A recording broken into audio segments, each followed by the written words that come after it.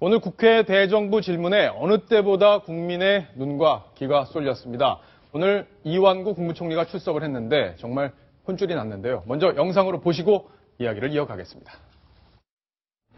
성완종 리스트에 이완구 이렇게 써 있는데 왜 적혀 있다고 생각하십니까? 3월 22일 날 제가 통화할 때 억울함을 호소하는 말씀이 있었습니다만 제가 법과 원칙에 의해서 국정을 수행하는 입장이기 때문에 섭섭하시지 않았나 하는 생각이 같습니다. 성 회장으로부터 단돈 10,000원도 안 받았습니까? 네, 그런 거 없습니다. 하늘에 맹세합니까? 네, 후원금 한 푼 안 받았습니다. 그런데 무엇이 그렇게 두려웠습니까? 태안군 군의원들에게 뭐 15번씩이나 전화합니까? 무슨 스토커입니까? 열조구 친분 있는 분한테 전화를 해서 어떠한 것을 알아보는 것은 자연스러운 현상 아니겠습니까? 아마 그렇게 언론에는 쓴 것 같습니다. 김태형 의원, 홍문표 의원, 김종필 전 총재 3명이 이완구 총리한테 구명을 위해서 전화했다. 이런 보도가 있습니다. 보도가 사실이 아닙니까? 특정인을 말씀드리는 건 없고요. 충청권에 있는 국회의원님들께서 많은 걱정을 하시더라 하는 얘기를 본 바 있습니다. 뭐가 그렇게 두려워서 할 말이 많습니까? 아니요, 질문한 거에 대한 묻는 거에 답변하세요. 간단한 답변 기회는 주셔야 되는 거 아닙니까? 제가 질문이 아직 안 끝났어요. 네. 개인 정청래와 질의응답하는 게 아닙니다. 국민 앞에 좀 겸손하세요. 답변 기회를 좀 주십시오, 의원님. 겸손하세요. 아니, 답변 기회를 주셔야 될 거 아닙니까? 이남희 팀장. 네. 자, 이완구 국무총리 판례력이 좀 등장해 있는데 네. 답변 기회를 줘야 되는 거 아닌가요? 왜 이렇게 답변 기회를 오늘 안 줬습니까? 그러니까 원하는 답변하지 않는다면서 이렇게 예. 혼주를 내면서 오늘 사실 그래서 대정부 질문에서 밖에도 시끌시끌했습니다. 아니 좀 질문하는 사람이 예의를 갖춰라. 새누리당 의원들이 이렇게 좀 발끈하기도 했고요. 원래는 정청래 의원이 그 새정치민주연합 4번째 질문자였는데 새정치민주연합에서는 일단은 가장 좀 공격적인 당 대표라고 보통 평소에 자신을 소개하는 정청래 의원을 앞세웠는데 새로운 팩트를 좀 밝혔다기보다는 일단은 시끄러운 분위기를 만드는 데는 성공을 한 것 같습니다. 네. 예. 오늘도 아주 목청을 높이고 아주 날이 서게 몰아붙이는 모습이었는데 하종대 국장 혹시 대정부 질문 장면 보셨습니까 오늘? 예, 지금 방금 봤습니다. 방금 보셨군요. 예. 이완구 총리도 굉장히 강하게 맞받아치는데 그동안 어떤 의혹들, 이완구 총리에 대해서는 어떤 의혹을 야당에서 지금 집중적으로 제기하고 있는 건지 좀 정리를 해주시죠. 지금 이완구 총리와 관련해가지고는 그 메모지 자체에는 네. 액수가 적혀 있지 않지 않습니까? 다른 사람 같은 경우는 1억에서 3억, 심지어 7억까지도 이제 액수가 적혀 있는데 네. 그런데 이완구 총리와 성완종 회장이 어느 정도의 관계가 있는 인물이냐 이게 가장 지금 국민들의 관심사거든요. 이완구 총리는 별로 그렇게 친하게 지내지 않았다. 그리고 국회의원 할 때 한 1년여 정도 알고 지낸 사이다. 이렇게 얘기를 하지만 성완종 회장의 측근 지인들에 따르면은 이완구 바로 충남지사를 2006년에 하지 않았습니까? 예. 그때 당시에 성완종 회장이 수백 명을 동원해서 선거운동을 도와줬다라고 그럽니다. 그리고 이번에 총리가 될 때에도 여러 가지 청문회 과정에서 의혹이 불거져 상당히 불안하지 않았습니까? 그때 충청도 지역에 수백 장의 플래카드를 걸어가지고 충청도 민심을 다시 일으키는 그런 역할을 했고요. 예. 또 대선 당시에도 아주 어떻게 보면은 지인들 얘기에 따르면 대선에서 최고의 일대 공신이라고 말할 정도로 자기가 공헌을 한 사람이다. 네. 이렇게 얘기를 했다고 그러니까 이완구 총리한테 사실 이번 수사를 받으면서 거는 기대가 상당히 크지 않았을까 이런 생각입니다. 나 좀 도와줄 거다 이렇게 생각을 했는데 결국엔 도와주지 않았다. 그렇죠. 그 부분에 대한 실망. 이런 게 이름을 적는 일로 연결이 됐을 거다 이런 추정이 좀 가능한데. 그리고요. 예. 가장 이제 서운했던 부분은 여기 보면은 네. 이제 뭘 봐야 되나요? 예? 저희가 뭘 봐야 되나? 뭘 갖고 나오셨는데. 이게 이제 제가 조금 있다가 이제 설명을 드리려고 했던 건데 예. 아마도 방금 그 이완구 총리가 얘기했던 부분과 똑같이 직접 도와달라고 전화를 여러 번 걸었을 때 3월 22일에 통화를 했다고 했지 않습니까? 예. 그때 검찰에 가서 잘 설명을 해라. 그러면 원칙에 따라서 할 거다. 이 얘기를 했기 때문에 이 얘기는 결국은 다른 말로 하면은 형사처벌 받아라. 이런 얘기거든요. 예. 그러니까 상당히 그 말을 듣고 억울하고 나를 전혀 도와주지 않는다. 오히려 나를 배신했다. 이렇게 들을 수 있는 거죠. 예. 자, 박성훈 논설위원. 네. 여기 화면에 저희가 그래픽을 준비했는데, 네. 자, 이 내용이 뭔지, 네. 내가 충청의 맹주가 돼야 된다는 이완구 총리는 생각을 하고 있었는데, 네. 여기서부터 뭐가 문제가 생겨서 결국에는 성완종 의원을, 네. 성완종 회장을 견제한 거다. 네. 이런 식의 해석이 나오고 있다. 이 얘기인 건데 구체적으로 설명을 좀 해주시죠. 예, 이것은 그 성완종 회장 쪽에서 예. 나오는 추론입니다. 그러니까 이완구 총리는 우리가 잘 알듯이 그 포스트 JP를 지향하는 충청의 차기 맹주로서 대권을 노리는 이러한 인물이고, 네. 그 반기문 그 유엔 사무총장도 잘 아시다시피 유력한 차기의 그 주자 중에 하나로 본인의 의사와 상관없이 거론되고 있지 않습니까? 네. 그런데 이 반기문 씨를 바로 그 차기의 그 현재의 야권과 결합하는 신 DJP 연합으로, 네. 다시 말해서 반기문을 충청의 주자로, 그 다음에 현재의 야권, 호남에 기반을 둔 현재의 야권을 합치면 새로운 차기 정권 창출이 가능하다.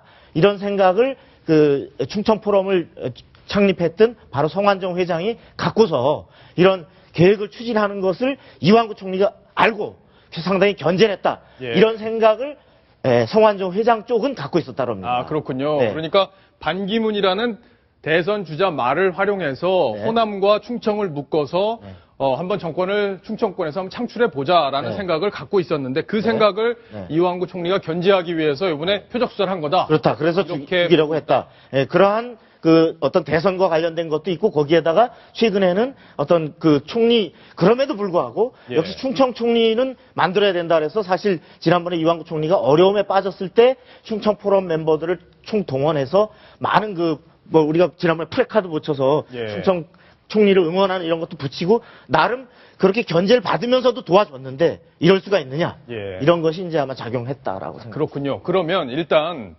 이 성완종 회장 측근이 그 상황을 직접 증언하는 내용이 있는데요. 한번 들어보시고 이야기를 이어가겠습니다. 그 사람이 충청도 맹주를 꿈꾸잖아요. 그래서 이제 그 권력들이 이렇게 여권에서 그 자기 라이벌들을 제거해야 된단 말이에요. 그게 지금 현재 누구냐면 반기문이에요. 반기문. 그 반기문하고 성완종 회장하고 아주 친하거든. 두 분이 성 회장이 충청포럼이나 이런 그 조직을 갖고 있는 조직. 그게 이제 반이 이제 만일에 이제 그 사건 허브로 뭐 이렇게 부각이 되면 그 조직이 뒷받침을 하거든요. 그렇게 이제 성 회장을 딱 그 일봉을 꺾은 거지. 그게 핵심이에요. 예, 하종대 부국장. 예. 좀 얘기를 쭉 들어보셨는데 결국에는 이렇게 정치적 의도를 갖고 이완구 총리가 성완종 회장을 정치적으로 제거하려고 했다는 식의 해석을 지금 하고 있는 건데. 예. 저거는 추측이고요. 예. 그리고 이제 음모론을 얘기하는 건데 성완종 회장이 이완구 총리가 도와주질 않아서 서운하다 하는 거하고 별도로 이건 차원이 다른 문제거든요. 그렇죠. 성완종 회장에 대한 수사가 이완구 총리로부터 시작됐다 이런 건데 이거는 현재까지 어떤 근거가 있는 거는 아니고요. 그러니까 수사가 시작된 배경이 있을 텐데 그걸 조금 예. 설명을 좀 해주시죠. 오히려 제가 성완종 회장의 다른 측근들로부터 들은 얘기로는 서산 태안의 어떤 지역 인사가 예. 성완종 회장이 결국은 선거법 위반으로 낙마되지 않았습니까? 그랬죠. 그 다음에 그 자리에 동생이 나오려고 했는데 그거를 견제하기 위해서 투서를 넣었다 하는 그런 얘기가 있습니다. 오히려 이완구 총리보다는 그 지역의 유력자가 성완종 회장을 제거하기 위해서 다른 식으로 투서를 넣었기 때문에 네. 자원비리 전체 수사 대상 중에서 그 돈을 가장 많이 가져간 사람은 전체 정부 지원금의 약 10% 이상을 가져갔다고 하거든요. 근데 그런 사람들부터 수사를 하지 않고 3.6%뿐이 가져가지 않은 성완종 회장부터 수사가 된 거는 이런 투서 때문이 아닌가 이런 예, 얘기도 나오고 그렇군요. 있습니다. 그러니까 일단 증거를 검찰에서 갖고 있었기 때문에 수사가 시작된 것 아니냐 이런 그렇죠. 배경인데 이중재 변호사께서 검찰에 오래 몸담고 계셨으니까 검찰이 이렇게 수사를 진행하게 되는 그런 과정 실제로 이런 투사들이 영향을 주는지 그런 것들을 좀 짚어주시죠. 그 투서보다는 저는 이번 사건이 경남기업에 대한 그 수사가 시작된 배경을 좀 말씀드리고 싶습니다. 예. 공교롭게도 이완구 총리께서 3월 12일 날 부패와의 전쟁을 선포한 이후 3월 18일 날 경남기업에 대한 검찰의 압수수색이 들어가죠. 그리고 4월 1일 날 성완종 회장 부인에 대한 조사가 있었고 또 곧바로 성완종 회장에 대해서 4월 3일 날 비록 18시간이라는 장시간이기는 하지만 단 1회 조사를 하고 바로 사전 구속영장이 청구가 됐습니다. 그리고 성완종 회장 입장에서는 경남기업에 대한 압수수색이 밖으로 알려지기는 자원개발과 해외 자원개발과 관련된 수사라고 생각을 했는데 막상 조사를 받아보니까 예. 자원개발과 관련된 것이라기보다는 분식회계를 통해서 정부 융자금을 받았다. 회사 비자금을 조성했다. 일종의 별건 수사로 예, 옮겨간 거죠. 별건 수사로 옮겨간 것이 아니냐. 그리고 네. 그 배경에는 공교롭게도 이완구 총리께서 3월 12일 날 부패와의 전쟁을 선포한 이후 속전속결로 진행된 것이 아니냐. 여기에 대해서 이완구 총리께서는 언론 보도를 보니까 이 수사는 내 전임자인 정홍원 총리 시절에 이미 시작된 것이고 그렇기 때문에 나는 관련이 없다. 이렇게 말씀을 하신 걸로 언론 보도가 됐습니다만 그럼에도 불구하고 성완종 회장으로서는 이완구 총리께서 법무장관이 옆에 서 있는 가운데 예. 부패와의 전쟁을 선포한 이후에 아주 급속도로 수사가 진행됐기 때문에 결국은 그런 배경에서 내가 일종의 표적수사 대상이 되지 않았느냐 예. 이렇게 생각할 수 있을 것 같습니다. 예, 당연히 지금까지는 그렇게 분위기가 진행이 되고 있는데 오늘 야당 의원도 왜 경남기업이 수사에 초점이 됐던 건지 이 부분에 대한 질의를 이완구 국무총리에게 했습니다. 직접 한번 목소리를 들어보겠습니다. 이완구 총리의 인사청문회에서 인준이 어려워질 것 같아서 충청 포럼에서 나섰답니다. 충청 총리 낙마되면 다음 총선 대선 두고 보자. 소상공인 자영업자 또 지도자 협의회 이런 명의로 해서 충남에서 수천 장의 이런 프랭카드를 걸었답니다.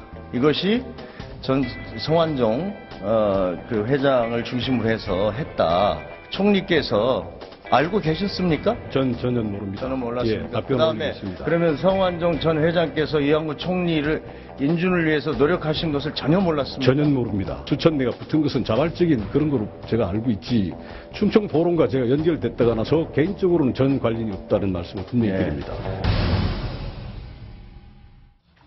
예, 이완구 총리도 지금 부인을 하고 있는 그런 상황인데 박성훈 논설위원. 네. 자, 지금 이완구 총리 입장에서는 뭐 여러 가지 정치적 지금 오해를 받을 수 있고 실제 그런 요인들이 작동을 했을 가능성도 있습니다. 네. 어떻게 정리를 해야 될까요? 그러니까 사실은 이완구 총리의 이완구 총리로서 이완구 총리가 무슨 견제나 이렇게 시작했다기보다는 네. 왜 성완종 회장은 이완구 총리가 당연히 본인을 구제해야 된다고 생각했을까를 보여주는 아까 그것은 하나의 중요한 증표라고 보는데 바로 이완구 총리 당신 내가 만들어줬다. 예. 다시 말해서 당신 낙마 위기에 있을 때 바로 우리 충청 포럼 회원들이 해서 막 형식은 2장 동장 이런 형식을 취했지만 그 배후에는 그 프레카드 붙이고 하는데 결국 다 사람 되고 자금 대준 건 나다. 그런데 당신이 이럴 수가 있어? 라고 하는 것. 그리고 더 나아가서 여기 소개되지 않았지만 그 2013년 4월 보궐선거를 통해서 재보선을 통해서 이완구 총리가 원내에 복귀할 때 바로 그 서산태안 그 많은 그 유권자들을 동원해서 인접해 바로 있는 그 부여 청양의 지역구에 많이 도와줬다.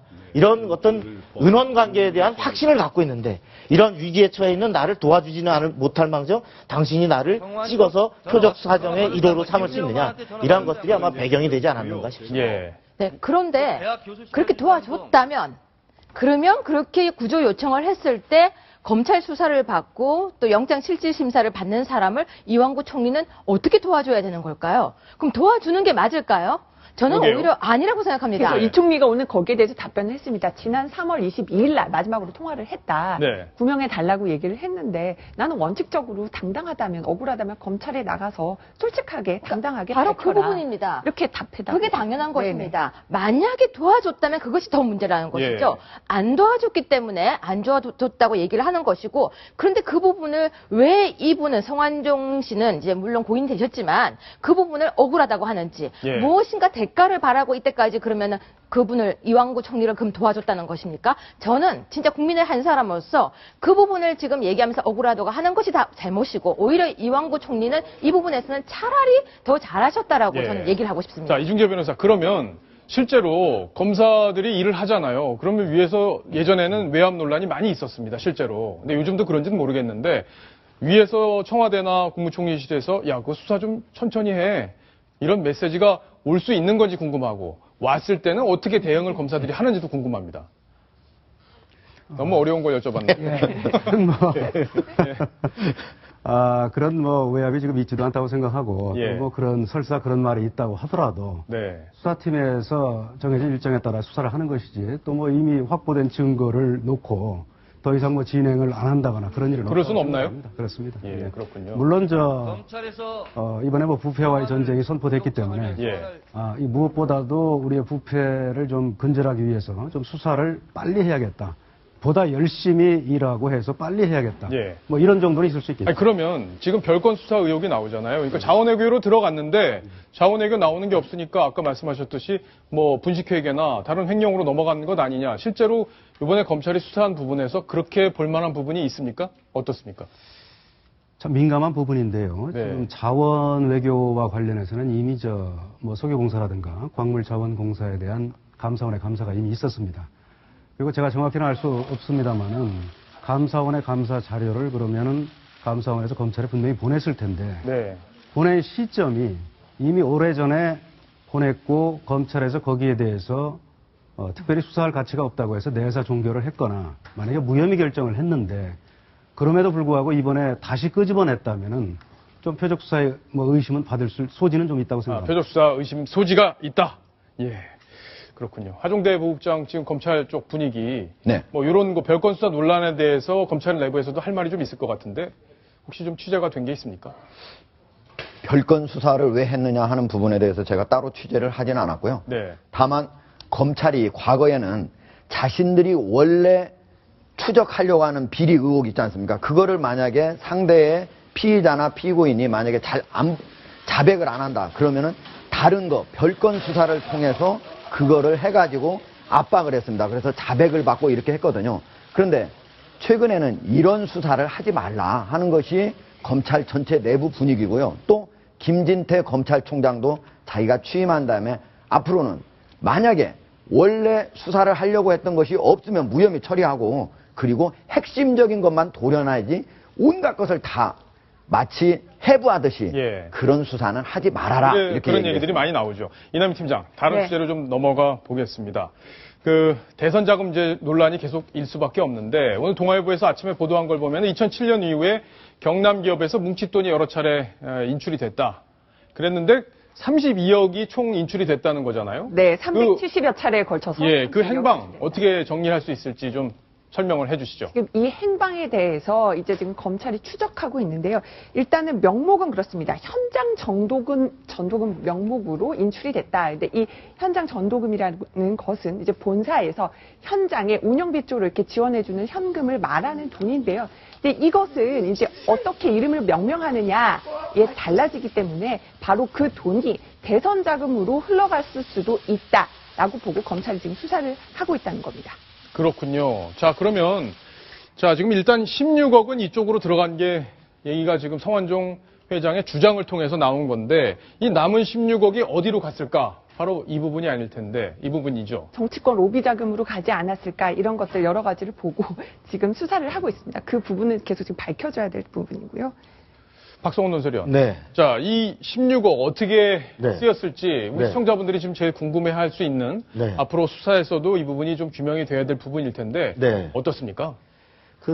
아시다시피 이번 그 리스트는 성완종 회장이 뿌린 그 자금의 전체가 아니고 그 중에 막판 억울하면서 또 그것을 구명해 줄 수 있는 또는 본인을 구명해 줘야 되는 그 대상들을 적시해서 8명으로 압축한 리스트다. 예. 이렇게 지금 이제 추정이 되고 있는데 그렇다면 이들 말고 실제로 그 많은 부분에서 앞으로 여러 가지 어려움에 처할 때를 대비해서 이분이 이제 평소 사업하는 행태가 그래서 아마 여야를 막론하고 우선적으로는 현재의 권력 그 다음에 지난번 이명박 정권 그리고 더 나아가서 아까 2007년에 시작됐으니까 당시에 노무현 정부까지도 포함해서 어떤 그 많은 부분이 크고 작은 액수가 정치자금으로 불법 정치자금으로 제공되지 않았겠는가 이런 추론이 가능한 것 같습니다. 자, 근데 대선 자금 이 부분을 수사를 할 수 있을지 이것도 좀 관심인데 하종대 부국장. 예. 검찰이 지금 뭐 정권 후반부도 아니고 이거 어떻게 좀 수사가 가능할지 어떻게 예상하십니까?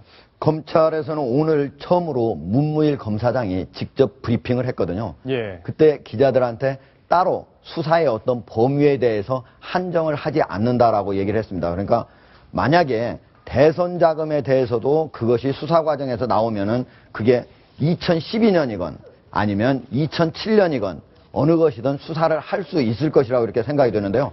다만 2002년도 대선 자금 같은 경우는 지금 이미 너무 시간이 많이 지나갔고 또 정치자금법 위반이 현재 7년으로 되어 있거든요. 공소시효가. 그렇기 때문에 공소시효가 7년이 넘어가는 것은 수사하기 어렵지 않나 이렇게 생각이 듭니다. 예.